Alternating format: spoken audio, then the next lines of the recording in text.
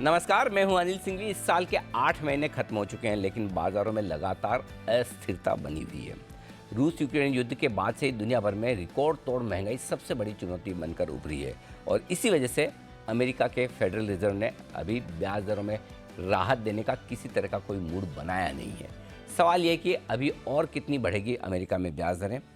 क्या एनर्जी संकट से जूझ रहे यूरोप से नई दिक्कतें, नई चुनौतियां आएंगी और क्या कच्चे तेल में गिरावट से अब चीन से मिल रहे घरेलू संकेत किस तरह के होंगे हमारे बाजारों के लिए? ये सब जानने के लिए हम लेकर आए हैं इस बार का बेहद खास show AB of global markets.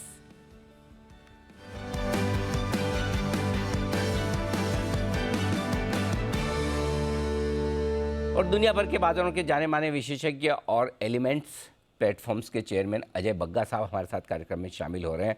Bagga साहब, बहुत बहुत स्वागत है। जैसा कि हमने बात की थी 2 दिन पहले, इस बार मैं पूरी 1-2 नहीं 15 सवालों की लिस्ट लेकर आया हूँ आपके लिए और अगले 22 मिनटों में हम बग्गा साहब से 15 सवाल पूछेंगे और इसके अलावा उनकी पसंद की किताब और उनका पसंद का किताब में से कुछ न कुछ ऐसा अंश जो हमारे लिए बड़ा इंस्पायरिंग है, उन सब पर करेंगे बातचीत। तो आज थोड़ा सा हमने फॉर्मेट चेंज करने की कोशिश की है, थोड़ा हमने रैपिड फायर मोड में रखा है। तो लेट्स सी, शुरुआत करते हैं और शुरुआत करते हैं सबसे बड़े टॉकिंग पॉइंट्स है। और जो फेड चेयरमैन जेरोमी पावेल साहब ने जो बयान दिया था जैक्सन हॉल में, और वहाँ पर उन्होंने इन्फ्लेशन को लेकर बड़ी बड़ी और थोड़ी मजबूती से आगे बढ़ने की जो बातें कही थी, ये बताएं सर, कितनी बड़ी समस्या अब भी इन्फ्लेशन है और सिचुएशन कैसी है इस वक्त?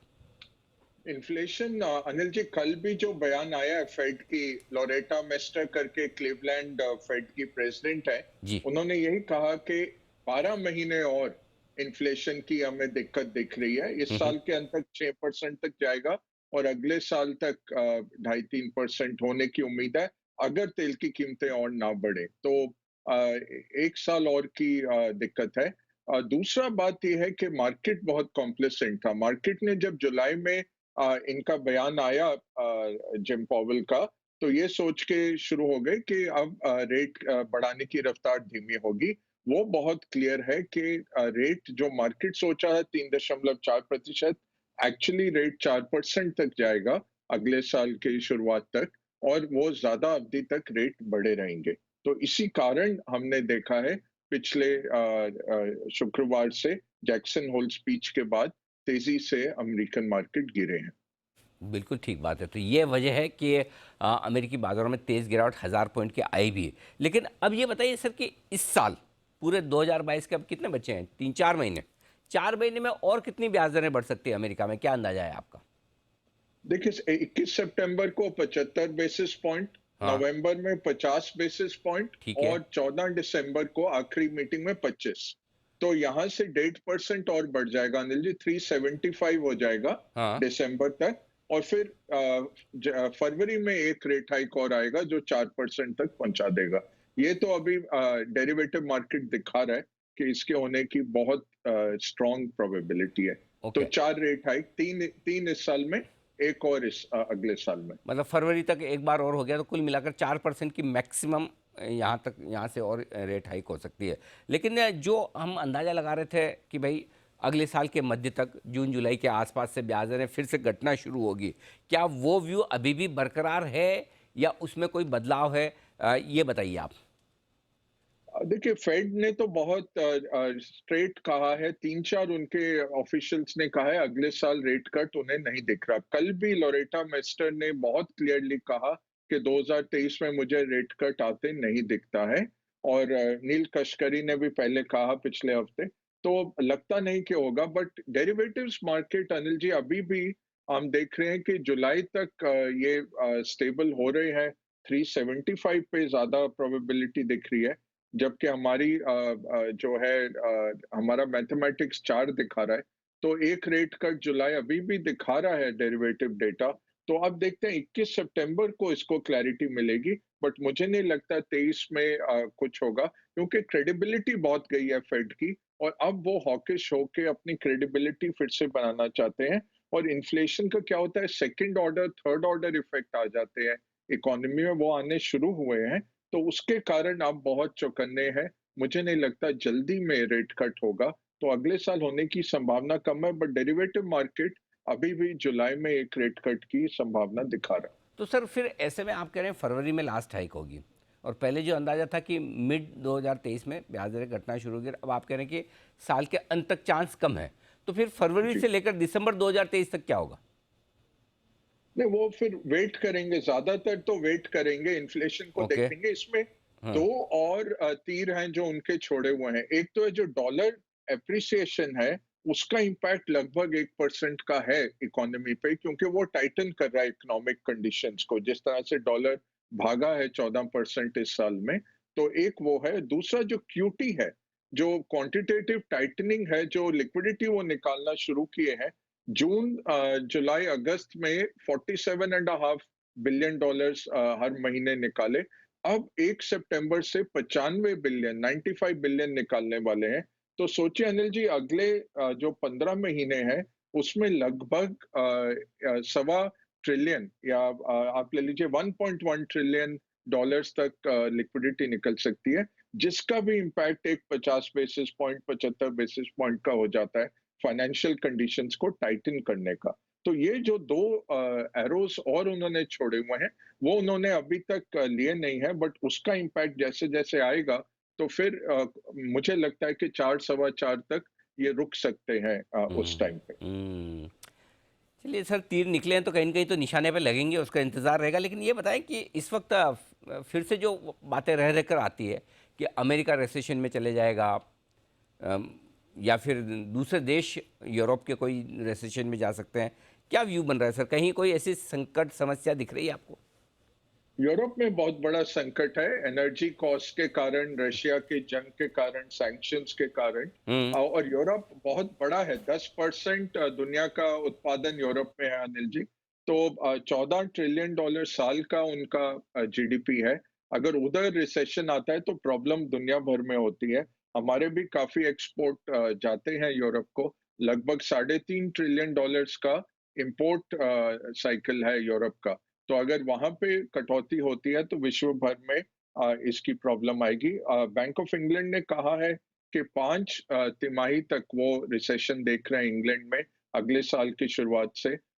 यूरोप में लगता है कि साल के अंत तक या अगले साल की शुरुआत में एक रिसेशन आ सकता है, नेगेटिव ग्रोथ हो सकती है।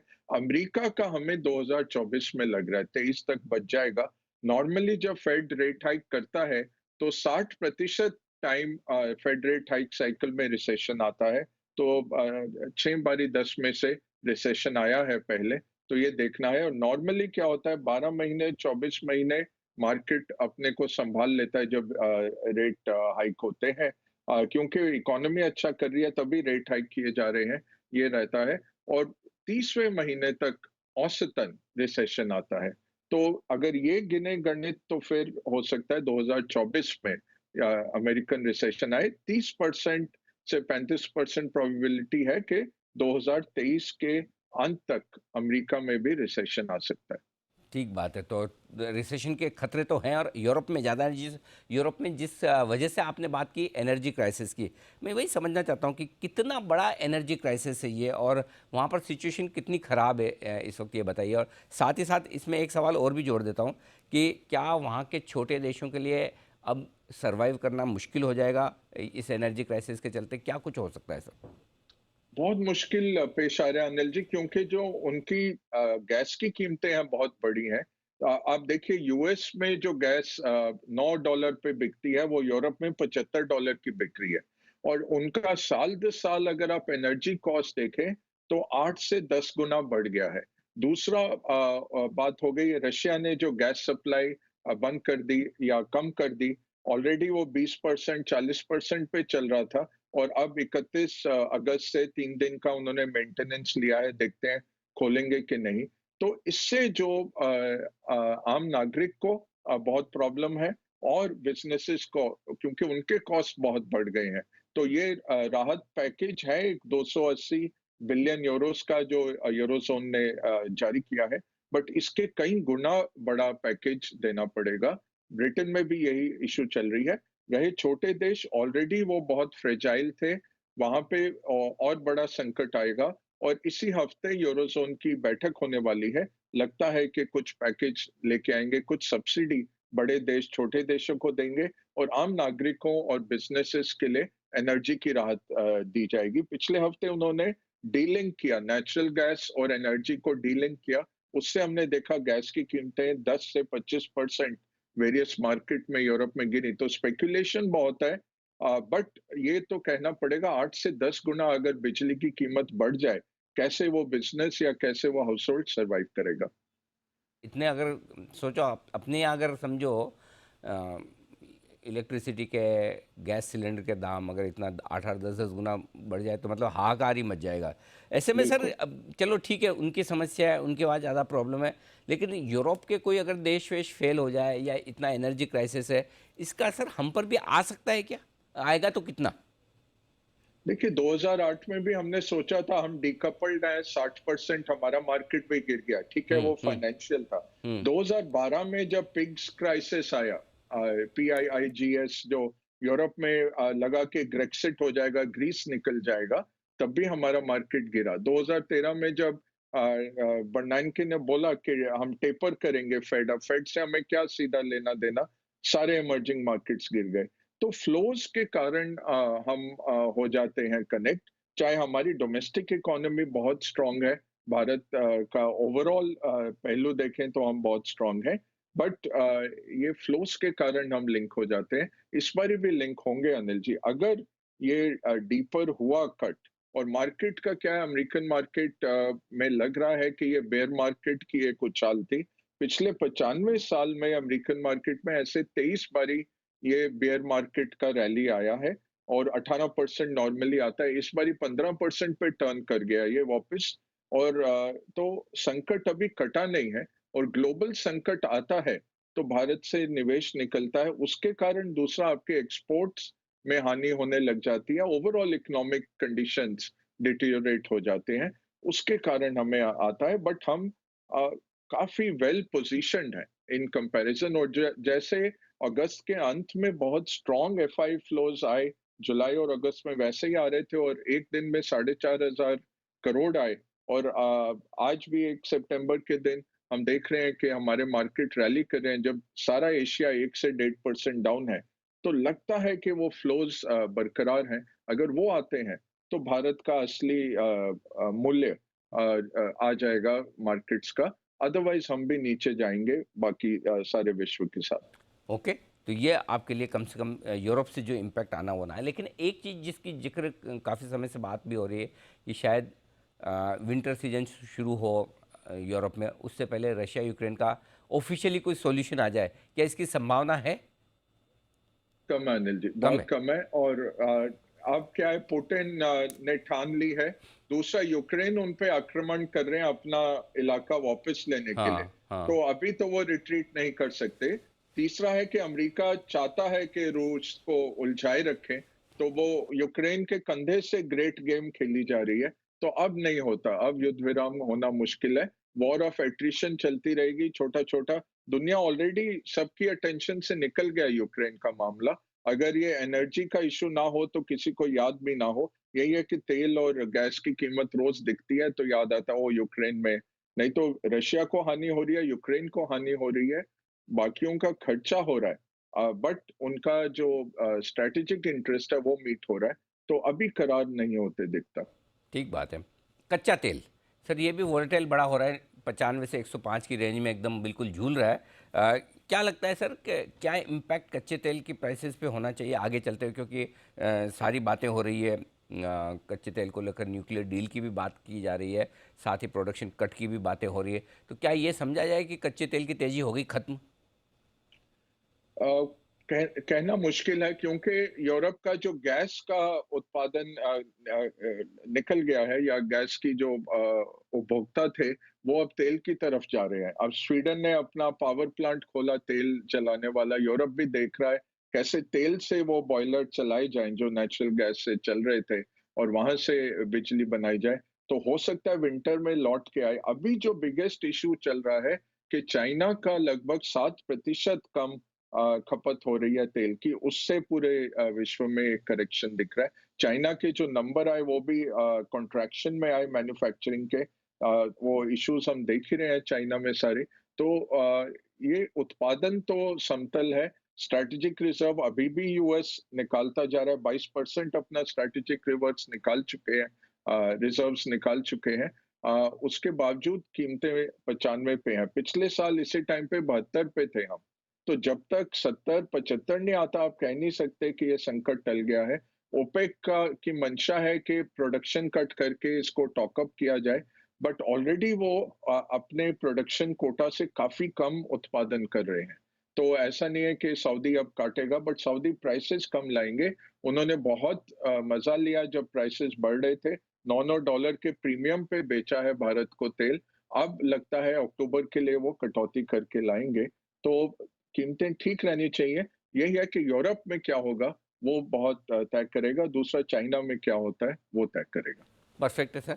अच्छा, ये बताएं सर कि ये न्यूक्लियर डील की बातें फिर से हो रही, इस बार हो जाएगी? लग रहा है कि मुश्किल है, और अगर हो जाएगी तो असर क्या होगा इसका?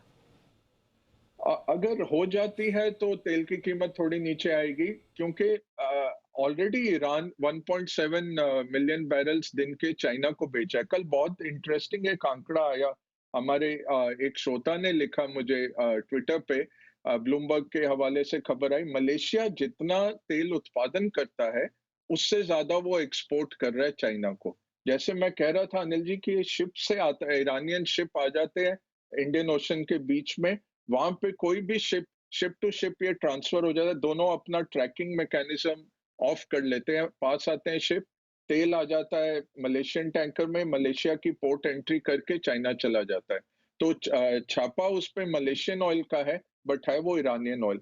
तो 2.7 जो उनकी क्षमता है उसमें से 1.7 तक तो चाइना ऑलरेडी ले रहा है। 1 मिलियन बैरल दिन का एक्स्ट्रा आ सकता है, जो काफी है। 1% वृद्धि हो जाती है तो तेल की कीमतें गिरेंगी। रही बात डील की, इजराइल नहीं चाहता डील हो, सऊदी नहीं चाहता डील हो, रशिया नहीं चाहता कि अमेरिका के हाथ स्ट्रांग हो और डील हो, ईरान के जो हार्डलाइनर्स हैं जो एक्चुअली रूल करते हैं वो नहीं चाहते डील को। यूएस में क्योंकि इलेक्शन है नवंबर में, अभी लगेगा कि वीक है बाइडेन, ऑलरेडी अफगानिस्तान का फियास्को हुआ, तो इस लेवल पे वो नहीं चाहेंगे कि हो। यूरोप चाहता है कि डील हो, एनर्जी की कॉस्ट नीचे जाए, तो डील होना मुश्किल है। इस साल तो नहीं होता अनिल जी। मुश्किल है, इस डील होना थोड़ा सा मुश्किल लग रहा है। नहीं तो लगता था कि सस्ता तेल मिलता रहेगा। अच्छा, चाइना ताइवान, ऐसा लगा कि मामला बड़ा होगा, एक दूसरे को आंख भी दिखाते हैं, मिलिट्री प्रैक्टिस भी करते हैं। ठंडा हो गया या कभी भी वापस गर्म होगा सर? देखिए, चाहे चाइना चाहे तो एक दिन में कर सकता है। 130 किलोमीटर की दूरी है, मतलब पूना, बॉम्बे पूना से भी कम है अनिल जी। लोनावाला तक आप ही है। दो लोनावाला तक की है, और आपके शिप सारे 18-18 किलोमीटर दूर बैठे हुए हैं। तो हम्म। अगर चाहे तो चाइना कल कर सकता है, बट यह रेमिफिकेशंस बहुत है। अब बाइडेन ने पहले कहा था कि हम ताइवान के साथ खड़े हैं, बट व्हाइट हाउस ने भाग के फिर कहा, खड़े होने का मतलब है हम हथियार सप्लाई करेंगे, अमेरिकन ट्रूप्स नहीं आएंगे।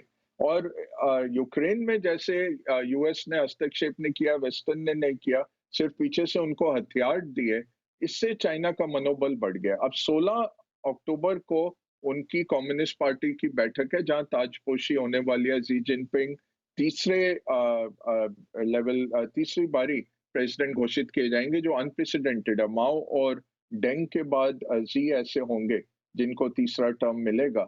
उसके बाद लगता है 2023 में वो करेंगे, बट जब वो चाहे कर सकते हैं। और अमेरिका वीक है अनफॉर्चुनेटली। तो प्रॉब्लम ये है कि 80% आपके सेमीकंडक्टर ताइवान में हो रहे हैं। जस्ट अगर स्केल आप देखें ताइवान का, 2 करोड़ की पॉपुलेशन है और 600 बिलियन का जीडीपी है। तो विश्व में इतना फर्क नहीं पड़ता। फर्क पड़ता है एक अमेरिका के लिए, जापान और कोरिया के लिए खतरा हो जाता है कि कहाँ रुकेगा चाइना। हांगकांग को ऑलरेडी ले चुका है और ताइवान को भी लेगा। तो इस साल तो नहीं होता। यूएस को स्ट्रॉन्ग अपना हाथ दिखाना पड़ेगा रोकने के लिए।